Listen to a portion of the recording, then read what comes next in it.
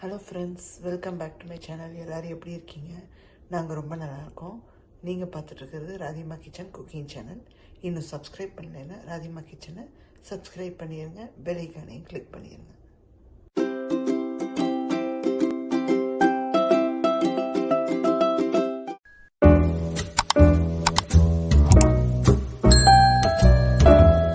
இப்போ வந்து பார்த்தீங்கன்னா உங்களுக்கு இந்த பன்னீர் புர்ஜி கிரேவியை டேஸ்ட் பண்ணி காமிக்க போகிறேங்க. நான் ஆல்ரெடி டேஸ்ட் பார்த்துட்டேன், சூப்பராக இருக்குங்க. இப்போ உங்கள் முன்னாடி நான் காமிக்க போகிறேன். சூப்பராக இருக்குங்க. நம்ம போட்ட காரம், அதுக்கப்புறம் அந்த பன்னீர் வந்து நல்லா அந்த மசாலாவோட இறங்கி அற்புதமாக இருக்குங்க. நான் சொன்ன மாதிரி இதே மெத்தட்ல நீங்க பண்ணி பாருங்க. அண்டு கண்டிப்பா வந்து தோசையை முறுமுறுன்னு சுடும்போது நடுவில் இதை ஸ்ப்ரெட் பண்ணி சுட்டு சாப்பிட்டு பாருங்க. தொட்டுக்க எதுவுமே தேவைப்படாது. சூப்பரா இருக்குங்க, வேற லெவல்ல இருக்கு. ஸோ கண்டிப்பா ட்ரை பண்ணி பாருங்க.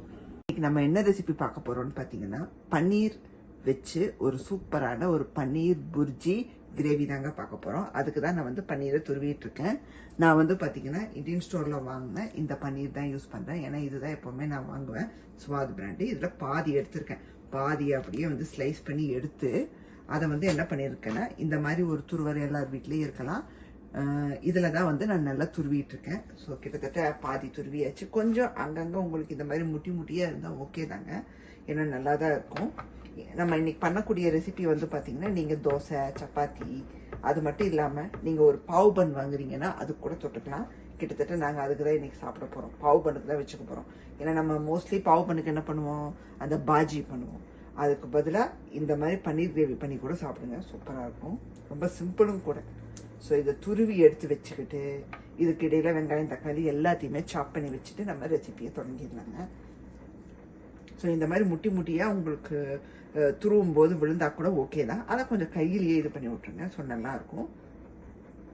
பன் பார்த்தீங்கன்னா இதுவும் இந்தியன் ஸ்டோரில் வாங்கினது தாங்க. இதோ இந்த பிராண்டு தான் வாங்கியிருக்கோம். ஸோ இதை வந்து நம்ம என்ன பண்ண போறோம்னா, ஃபர்ஸ்ட் நம்ம அந்த பன்னீர் புர்ஜி கிரேவியை ரெடி பண்ணிட்டு அதுக்கப்புறமா இதை டோஸ்ட் பண்ணி நம்ம வச்சுக்கோ. ரெசிபியே தொடங்கிடலாங்க. ஒரு கடாய் வச்சிருக்கேன், எண்ணெய் விட்டுக்கலாம். நல்லா ஒரு 1.5 ஸ்பூனுக்கு எண்ணெய் விட்டுக்கலாங்க. அதுக்கு மேலே தேவைப்படாது. சூடானதும் சீரகம் தாளிப்புக்கு சேர்த்துக்கிறோங்க. நல்லா 1 டீஸ்பூனுக்கு சீரகம் சேர்த்துக்கோங்க. சீரகம் வந்து பொரிய தொடங்கினதுமே நம்ம என்ன பண்ண போறோம்னா, ஒரு வெங்காயம் ஃபுல்லா அப்படியே சாப் பண்ணி வச்சிருக்கேங்க பொடியா. இது கூட 2 பச்சை மிளகாயையும் பொடியா சாப் பண்ணி வச்சிருக்கேன். ஒன்னா சேர்த்துடலாம்.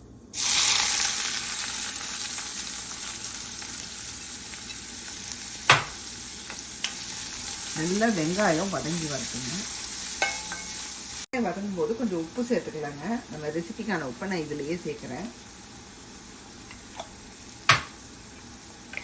சேர்த்துட்டு நல்லா கலந்து விட்டுடலாங்க. நமக்கு வெங்காயம் இன்னும் கொஞ்சம் நல்லா வதங்கி வரட்டும். பார்த்தீங்கன்னா வெங்காயம் வதங்கிடுச்சுங்க. இப்போ இஞ்சி பூண்டு பேஸ்ட் சேர்த்துக்கலாம். 1 டீஸ்பூனுக்கு இஞ்சி பூண்டு விழுது சேர்த்துக்கிறோம். சேர்த்துட்டு நல்லா கலந்து விட்டுறாங்க. நமக்கு அந்த வாசம் போகட்டும். தக்காளி சேர்த்துக்கலாம். நமக்கு பார்த்தீங்கன்னா வெங்காயம், இஞ்சி பூண்டு விழுது எல்லாம் நல்லா வதங்கிடுச்சு. இப்போ தக்காளி சேர்த்துக்கலாங்க. நம்ம தக்காளி பியூரி தான் சேர்க்க போகிறோம். ஒரு தக்காளியை நல்லா மிக்சியில் அடித்து வச்சுக்கோங்க. இது வந்து ஸ்டோர் பாட்டு, ஆல்ரெடி ஒரு ரெசிபியில் சொல்லியிருப்பேன். அது இன்னொரு கண்டெய்னரில் மாற்றி வச்சது. இதிலேருந்து நம்ம ஒரு தக்காளிக்கான விழுதை எடுத்துக்கிறோம். இது எதுக்குன்னு பார்த்தீங்கன்னா, நமக்கு இப்போ சடனாக வந்து வீட்டில் தக்காளி காலி ஆயிடுச்சுன்னா, அல்லது ஒரு சில ரெசிபிக்கு நமக்கு தக்காளியை வந்து இந்த மாதிரி விழுதா சேர்க்கணும்னா இதை யூஸ் பண்ணிக்கலாங்க. நான் அதுக்காக தான் வாங்கி வச்சிருக்கேன். எனக்கு பார்த்தீங்கன்னா தக்காளி விழுது வந்து நல்லா வதங்கிடுச்சுங்க. உங்களுக்கு எண்ணெய் பிரிய ஆரம்பிச்சிச்சு. இந்த தக்காளியோட வாசமும் போயிடுச்சு. இப்போ என்ன பண்ண போறோம்னா, மசாலா பொடியெல்லாம் சேர்க்குறோம். ஸோ என்னெல்லாம் சேர்க்குறோம் அப்படின்னு பார்த்தீங்கன்னா, சீரகத்தூள் ஒரு 1/4 டீஸ்பூனுங்க, மஞ்சத்தூள் ஒரு 1/4 டீஸ்பூன், கரம் மசாலா பொடி ஒரு 1/2 டீஸ்பூனுக்கு எடுத்துக்கோங்க. அப்புறம் காரத்துக்கேற்ப தனி மிளகாத்தூளும் தனியாவும் 2ம் கலந்தது இருந்து நான் எங்களுக்கு எவ்வளோ தேவையோ அந்த அளவுக்கு எடுத்து வச்சிருக்கேன். ஒரு 1/2 டீஸ்பூனுக்கு எடுத்து வச்சிருக்கேன். அப்புறம் காஷ்மீரி சில்லி தூள் ஒரு 1/2 டீஸ்பூனுங்க. இவ்வளோதான். இதை உள்ள சேர்த்துறோங்க. சேர்த்துட்டு நல்லா கலந்து விட்டுடலாங்க. காரம் வந்து உங்களுக்கு பச்சை மிளகாயும் சேர்த்துருக்கிறனால நீங்கள் பார்த்து சேர்த்துக்கோங்க. மசாலா வந்து பார்த்தீங்கன்னா 1 மினிட்டுக்கு நல்லா வதக்கி விட்டுறணுங்க. இந்த மாதிரி வதக்கி விட்ட பிறகு நம்ம தண்ணி சேர்த்துக்கிறோம். ஏன்னா ரொம்பவும் போட்டு வதக்கிடக்கூடாது, மசாலா வந்து கரிஞ்சிரும், ஸ்மெல்ஸ் எல்லாம் மாறிடும். நம்ம போட்ட மசாலா விழுதோட வாசம் எல்லாம் ஒரு மாதிரி போயிடும். ஸோ இப்போ தண்ணி சேர்த்துக்கிறோம்.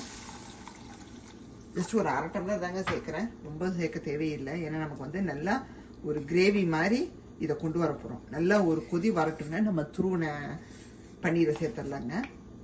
பார்த்தீங்கன்னா நம்மளோட தக்காளி விழுது சூப்பராக ரெடி ஆயிடுச்சு. அப்படியே தலைன்னு கொதிச்சு எண்ணெய் மிதக்க ஆரம்பிச்சிருச்சு. இப்போ என்ன பண்ண போகிறோம்னா நம்ம பன்னீரை சேர்த்துடலாங்க. அப்புறம் டேஸ்ட் பார்த்துங்க, கொஞ்சம் உப்பு பத்தலை நான் ஆட் பண்ணியிருக்கேன். ஏன்னா பன்னீரை சேர்க்கறதுக்கு முன்னாடி ஒரு வாட்டி டேஸ்ட் பார்த்துருங்க. இப்போது நம்ம துருவின பன்னீரை உள்ள சேர்த்துடலாம். பார்க்கவே எவ்வளோ அழகாக இருக்குங்க துருவுனது. பன்னீரை வந்து பார்த்தீங்கன்னா நீங்கள் அந்த க்யூப்ஸாக கட் பண்ணி போட்டு பண்ணுவோம் பார்த்தீங்களா, அதை விட இந்த மாதிரி பண்ணி பாருங்கள். உங்களுக்கு அந்த மசாலாவோடு சேர்ந்து பன்னீர் வந்து சூப்பராக இருக்குங்க. ஸோ இன்னும் கொஞ்சம் நல்லா இருக்கும் சாப்பிட்றதுக்கு, அந்த மசாலாவோட ஒன்றி அப்படியே இது ஒரு டேஸ்ட் அப்படின்னு சொன்னோங்க. வந்து பார்த்தீங்கன்னா மூடி வச்சுட்டேன் பன்னீரை சேர்த்ததுக்கப்புறம். பார்க்கவே இப்படி இருக்கு பாருங்க. ஸ்லோவில் வச்சுருங்க, இல்லாட்டி உங்களுக்கு வந்து ஸ்டிக் ஆகிக்கும். ஸோ தலைன்னு சூப்பராக இருக்குங்க, பார்க்கவே அருமையாக இருக்குது. இப்போ ஃபைனலாக ஒரு 2 விஷயம் சேர்க்கணும். பார்த்தீங்கன்னா ஃபைனலாக 2 பொருள் சேர்க்கணும்னு சொல்லியிருந்தேன். அது என்னன்னு பார்த்தீங்கன்னா, ஒன்று வந்து ஹெவி க்ரீம். இதை வந்து கொஞ்சமாக சேர்க்குறோங்க, ரொம்ப சேர்க்க தேவையில்லை. ஜஸ்ட் லைட்டாக ஒரு என்ன சொல்கிறது, ஜஸ்ட் 1 ஸ்பூன், 1 டேபிள் ஸ்பூன் வந்து சேர்த்துருங்க. சேர்த்துட்டு கலந்து விட்டுறலாங்க. கலந்து விட்டுட்டு கடைசியாக கொத்தமல்லி சேர்க்கணும், அவ்வளோதான். ஸோ இந்த டைம்லையும் நீங்கள் இன்னொரு வாட்டி உப்பு காரெல்லாம் செக் பண்ணிக்கலாம். ஏன்னா நம்ம இறக்குற சமயத்துலேயும் ஒரு வாட்டி செக் பண்ணிட்டீங்கன்னா நல்லாயிருக்கும். ஸோ கலந்ததுக்கப்புறம் கொத்தமல்லி தூவியாச்சுன்னா நம்மளுடைய பன்னீர் புஜ்ஜி கிரேவி ரெடிங்க. க்ரீம் போட்டு ரொம்ப கொதிக்க வேணாங்க, ஆஃப் பண்ணிடலாம். ஏன்னா அது கொதிச்சுக்கிட்டே தான் இருக்கும் இந்த கடாயில். ஸோ சூப்பராக ரெடி ஆயிடுச்சுங்க. ஸோ நான் சொன்ன மாதிரி இது தோசை, சப்பாத்தி, அது மட்டும் இல்லாமல் நீங்கள் ப்ரெட்டுக்கு கூட தொட்டு சாப்பிடலாம். ப்ரெட்டை டோஸ்ட் பண்ணி தொட்டு சாப்பிடலாம். இப்போ நம்ம பண்ண போகிற அந்த பாவு பண்ணுக்கும் தொட்டு சாப்பிடலாம், ரொம்ப நல்லா இருக்குங்க. ஸோ கொஞ்சம் இந்த கன்சிஸ்டன்சிலேயே எடுத்துக்கோங்க, அப்போ தான் நமக்கு தொட்டு இது பண்ணி சாப்பிட ரொம்ப நல்லாயிருக்கும். இது வந்து சப்பாத்தி கல்லுங்க. ஸோ நம்மளுடைய பாவு பண்ண வச்சுடுவோம். மேலேயும் கொஞ்சம் லைட்டாக பட்டர் அப்ளை பண்ணிக்கோங்க, நம்ம திருப்பி போடுவோம்.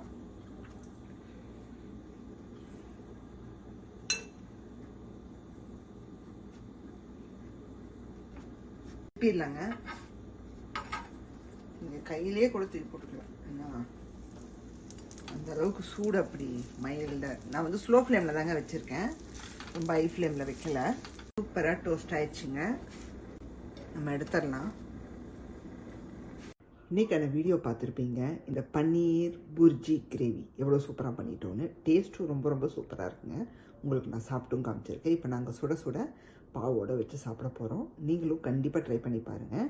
இந்த வீடியோ உங்களுக்கு பிடிச்சிருந்தா என்னோடய சேனலை சப்ஸ்கிரைப் பண்ணுங்கள், பெல் ஐக்கானையும் கிளிக் பண்ணிக்கோங்க. பிடிச்சிருந்தா ஃப்ரெண்ட்ஸ் ஃபேமிலிக்கெல்லாம் ஷேர் பண்ணி விடுங்க, கமெண்ட்ஸும் போடுங்க, லைக்கையும் தட்டி விடுங்க. உங்களை வேறொரு வீடியோவில் சந்திக்கிறேன். பாய், see you soon.